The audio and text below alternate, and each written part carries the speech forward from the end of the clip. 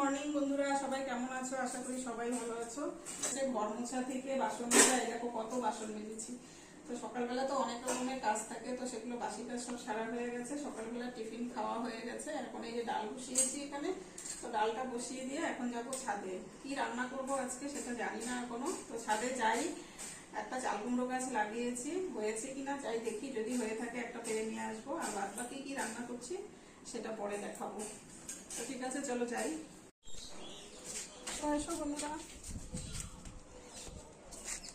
এই দেখো আমার চাল কুমড়ো গাছটা একদম নিচে, মানে নিচে দোতলায় বস্তায় লাগিয়েছি, একদম 3 তলার ছাদে তুলে দিয়েছি। এই যে তো দেখো চাল কুমড়ো দেখি হয়েছে কিনা। বাবা কাটা গো, লেবু কাটা।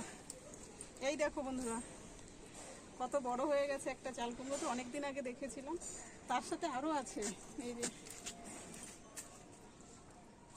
এই যে আরেকটা চাল কুমড়ো হয়েছে, ওখানে একটা হয়েছে, দুটো আছে ওখানে, আর এখানেও আছে।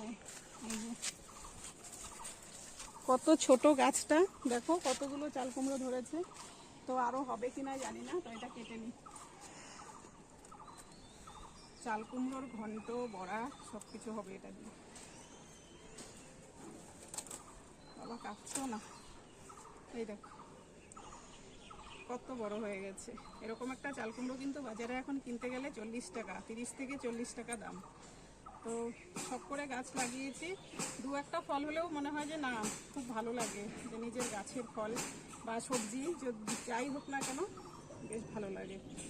তো কেটে নিলাম। তো চলো এখন গিয়ে রান্না বান্না করবো। আর বাদ বাকিগুলো হচ্ছে, এগুলো বড় হলে আবার দেখাবো।